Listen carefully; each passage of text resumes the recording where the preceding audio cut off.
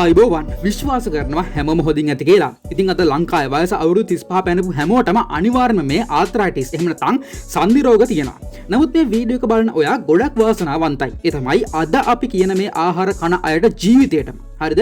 ජීවිතේටම සන්ධි රෝග එහෙම නැත්නම් ආතරයිටිස් හැදෙන්නේ නැහැ. ඒ වගේම අපි අද කියලා දෙනවා සීල්ම සන්ධි රෝග පැය 24ක් තුල. ඒ කියන්නේ සම්පූර්ණ දවසක් තුල හොඳ කරගන්න පුළුවන් විශ්මිත පානයක් ගැනත් විස්තර. ඉතින් කරන්න තියෙන්නේ දවසකට එකපාරක් ඔයා තේ බොනකොට මේ කුඩු වලින් තේ හැන්දක් මිශ්‍ර කරලා බීම විතරයි.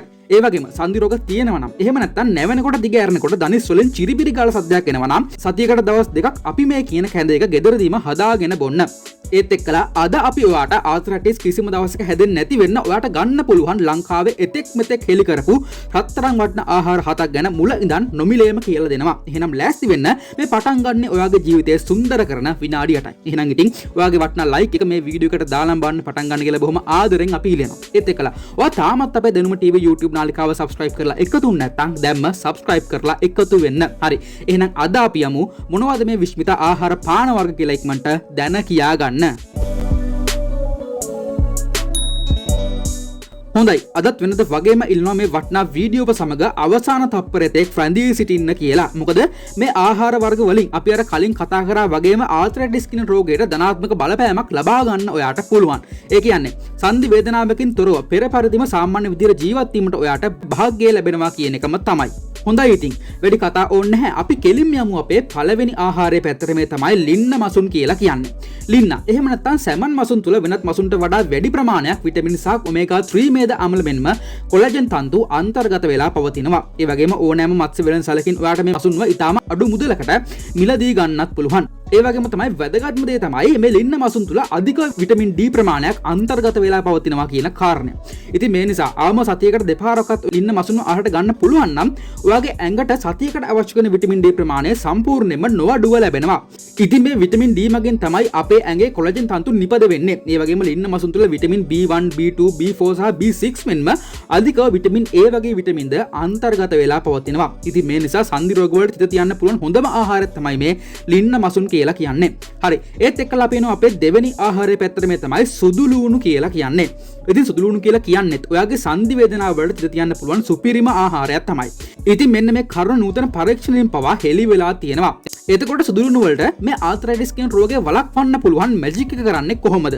ඉතින් ඒ තමයි මේ සුදු ලූණු සතු තියෙනවා ඇසිලින් කියන විශේෂ දාම එන්සයිමය. ඉතින් මේ ඇසිලින් කියන එන්සයිමයට පුළුවන්ලු අපේ ධනිස් වල සහ සන්ධි වල තියෙන කාට්ලේජ් ගෙවි යාම අඩු කරන්න. ඉතින් ඊළඟ දේ තමයි සුදු ලූණු ආහාරයට එකතු කරගත්තම අපි විසින් ඒ ආහාරයට දාන්න ඕන ලුණු ප්‍රමාණය අවම කරගන්න අපිට හැකියාවක් තියෙනවා. මොකද මේ ලුණු කියලා කියන්නේත් අපේ සන්ධි රෝග ඇති කරන්න එහෙම නැත්නම් තියෙන සන්ධි රෝග දරුණු කරන්න ප්‍රධානතම හේතුවක් වෙනවා.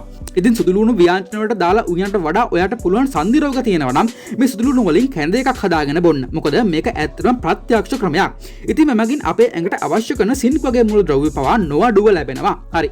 ඒත් එක්කලා අපි අපේ තුන්වෙනි ආහාරය පැත්තට. මේ තමයි තේ කියලා කියන්නේ. ඉතින් ලංකාවේ ගොඩක් අය වතුර වලට පස්සේ වැඩිම බොන්නේ මේ තේ කියන පානයම තමයි. නමුත් ඔයා දන්නවද? ඔයා බොන තේකට පුළුවන් මේ සන්ධි රෝග සුවපත් කරන්න. හැබැයි මේකට සීනි අඩංගු කරන්න නම් බෑ. ඒ වගේම වඩාත් හොඳ ප්‍රතිඵලයක් ගන්න ඕන නම් ඔයාට අනිවාර්යයෙන්ම මේකට ග්‍රීන් ටී භාවිතා කරන්නම වෙනවා. ඒ කොහොම වුණත් මේ තේ මගින් ප්‍රධාන වශයෙන් පොලිෆිනොලික සංඝටක අපේ දේහයට මුදා හැරීමක් සිදු කරනවා. ඉතින් මෙහි ප්‍රතිඵලයක් විදියට කාට්ලේජ් ගෙවීම අඩු කරන්න එමගින් සන්ධි රෝග වළක්වා ගැනීමට කටයුතු කරනවා. ඒ වගේම තමයි මේ තේ තුල අඩංගු ECGC කියන විශේෂ රසායනිකට හැකියාවක් තියෙනවා අපේ සන්ධි අතර තිබෙන පටක. එහෙම නැත්නම් සම්බන්ධක පටක වගේ දේවල් ක්ෂණිකව ශක්තිමත් කිරීමට. ඉතින් මෙමගින් ආතරයිටිස් රෝගයේදී ඇතිවන පේශි සහ සන්ධි ඉදිමීම වගේ රෝග ලක්ෂණ අපිට වළක්වා ගන්න හැකියාවක් තියෙනවා මේ තේ පානය කිරීම නිසා. හරි. ඒත් එක්ක ලැබෙන අපේ හතරවෙනි ආහාරයේ පැත්තට. මේ තමයි නිවිති කියලා කියන්නේ. ඉතින් අද අපි කතා කරන්නේ මේ නිවිති වල තියෙන යකඩ ගැන නෙවෙයි. ඉතින් අද අපි කතා කරන්නේ මේ ආතරයිටිස් වළක්ව ගන්න පුළුවන් නිවිති වල තියෙන කෙම්ෆරෝල් කියන ප්‍රධාන රසායනික සංයෝගයක් ගැනයි. ඉතින් මේ කෙම්ෆරෝල් වලට පුළුවන් අපේ කාර්ඩ්ලේජ් නිපද වෙන සෛල උත්තේජනය කරවන්න. ඉතින් මේ නිසා දිගු කාලයක් යනකම් සන්ධි වල පවතින සෛල විනාශයම වළක්වා ගන්න මේ නිවිති සතියකට දවස් 2-3ක් පමණ ආහාරට ගැනීම හොඳටම ප්‍රමාණවත් කියලා තමයි පෝෂණ වේදීන් පෙන්වා දීලා තියෙන්නේ. ඒ වගේම මේ කෙම්ෆරෝල් වලට හැකියාවක් තියෙනවා ආතරයිටිස් නිසා සන්ධි වල ඇතිවන ඉදිමීම පාලනය කරවන්න. ඉතින් ප්‍රධාන වශයෙන්ම සන්ධි රෝග නිසා ඇතිවන වේදනාව සමනය කරමින් ආතරයිටිස් නිසා ගෙවී ගිය කාට්ලේජ් කොටස් නැවත වර්ධනය කරවන්න මේ නිවිති වලට පුළුවන් හැකියාවක් තියෙනවා. ඉතින් නිවිති කියලා කියන්නේ ඇත්තටම යකඩවලට විතරක් ප්‍රසිද්ධ ආහාරයක් නෙමෙයි කියලා දැන් ඔයාලට වැටහෙන්න ඕනේ. හරි ඊළඟට අපි වීඩියෝ එකේ මුලින්ම කිව්වනේ තේ බොන වෙලාවට මේ කුඩු තේ හැන්දක් දාලා තේ බොන්න කියලා. ඉතින් ඇත්තටම මොකද්ද මේ කුඩු එක? ඔව් මේ තමයි සිනමන් පවුඩර් හෙවත් කුරුඳු කුඩු කියලා කියන්නේ. ඉතින් නූතන පරීක්ෂණ වලින් ඔප්පු වෙලා තියෙනවා. කුරුඳු කුඩු මගින් සන්ධිවල ඇතිවන ඉන්ෆ්ලමේෂන් අඩු කරනවා. ඒ වගේම සන්ධිවලට රුධිරය වැඩියෙන් ගමන් කරනවා සහ දනහිස වගේ ස්ථානවල ඇතිවන වේදනාව සමනය කරන්න සහයෝගයක් ලබා දෙනවා කියලා. ඉතින් මීට හේතුව තමයි කුරුඳු තුල අඩංගු වන මේ සිනමැල්ඩිහයිඩ් කියන විශේෂ රසායනිකය කියලා කියන්නේ. ඉතින් මතක තියාගන්න මේක ශනික සහනයක් විතරයි. ඒ වගේම මේක පුද්ගලයාගෙන් පුද්ගලයාට වැඩ කරන විදිහත් වෙනසක් තියෙනවා කියලා පරීක්ෂණ වලින් හොයාගෙන තියෙනවා. හරි. ඒ කාරණාවත් එක්කලා අපි එනවා අපේ පස්වෙනි ආහාරය පැත්තට මේ තමයි දියර කිරි ඇතුළු සීලුම කිරි නිෂ්පාදන කියලා කියන්නේ. ඉතින් සාමාන්‍ය පුද්ගලයෙක් දවසකට කිහිප වරක් කිරි පානය කිරීම එතරම් සුදුසු වෙන්නේ නැහැ. මොකද මෙමගින් අපේ ඇඟ තුල කැල්සියම් කාබනේට් අවක්ෂේපය හැදෙන්න පුළුවන්. නමුත් සන්ධි රෝග ඒ කියන්නේ විශේෂයෙන්ම ආතරයිටිස් වගේ රෝග තියෙන කට්ටියට තම ශරීරයේ පවතින කැල්සියම් හිඟතාවය නිසා මෙවැනි කිරි සහ කිරි ආශ්‍රිත නිෂ්පාදන භාවිතා කිරීම අනිවාර්ය සාධකයක් කියලා සන්ධි ආශ්‍රිත වෛද්‍යවරුන් පවසා සිටිනවා. ඉතින් මේකට ප්‍රධානතම හේතුව තමයි අපේ අස්ථි හැදලා තියෙන ප්‍රධානතම මූල ද්‍රව්‍ය වෙන්නේ මේ කැල්සියම් කියන දේ තමයි. ඒ වගේම මේ කැල්සියම් අපේ කාර්ඩිජ් නිර්මාණය කිරීමටද ලොකු දායකත්වයක් ලබා දෙනවා. ඉතින් ඒ කොහොම නමුත් මේ දේ වැඩි බටර් සහ චීස් වගේ ආහාර ගැනීම එච්චර සුදුසු වෙන්නේ නැහැ. මොකද මේ වගේ මේ දේට අමතරව අධිකව ලුණු තියෙන්නත් පුළුවන්. ඒ කොහොම වුණත් ඔයා ආතරයිටිස් රෝගියෙක් නම් පමණක් දිනපතාම මේ කිරි ආශ්‍රිත නිෂ්පාදන ගන්න කියලා අපි නැවතත් මතක් කරනවා. හරි ඒත් එක්කලා අපි අපේ 6 වෙනි ආහාරය පැත්තට මේ තමයි මිදි කියලා කියන්නේ.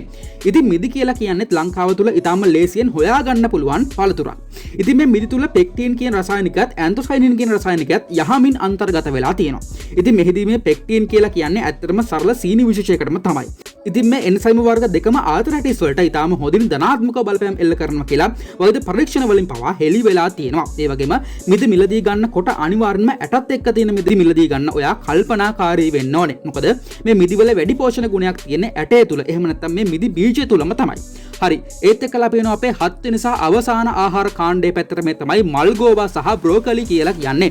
ඉතින් මල්ගෝවා එහෙම නැත්නම් බ්‍රොකොලි කියලා කියන්නේ එළවලු අතරින් අධික විටමින් D අන්තර්ගත වෙලා තියෙන එළවලු වර්ග දෙකක් තමයි. ඉතින් ඔයාලට මතක ඇති අපි මුලින්ම මේ විටමින් D ගැන කතා කරා. එතකොට මස් මාළු නොකන කට්ටියට මේ විටමින් D ලබා ගන්න පුළුවන් හොඳම ප්‍රභේදයක් තමයි මේ මල්ගෝවා. එහෙම නැත්නම් බ්‍රොකොලි කියලා කියන්නේ. හරි. ඉතින් මීට අමතරව පොල් තෙල් සහ ඇපල් වගේ ආහාරත් ඔයාලට ලබා ගන්න පුළුවන් ආතරයිටිස් රෝගයෙන් අත් මිදීමට.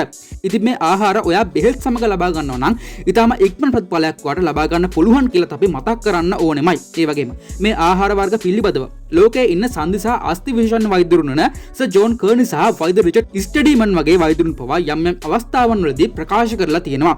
ඉතින් ඒ නිසා මේ වීඩියෝ එක අද අපි ඔයාලට අරගෙන ආවේ. එහෙනම් ෂෙයා කරන්න ආතරයිටිස් සහ සන්ධි අමාරු තියෙන ඔයාගේ හිතවතුන්ට මොකද මේක ඔවුන්ට ගොඩක් ලොකු උපකාරයක් වේවි. එහෙනම් ඉතින් මේ වගේ දැනුම් පිරුණු අධ්‍යාපනික වීඩියෝ දිගටම බලන්න ඕන නම් දැන්ම අපේ දැනුම TV YouTube නාලිකාව subscribe කරලා එකතු වෙන මිත්‍රවරුනි. එහෙනම් ඉතින් අදට ගිහිල්ලා එන්නම් වෙනද වගේ හැමෝටම ජයෙන් ජයම වේවා.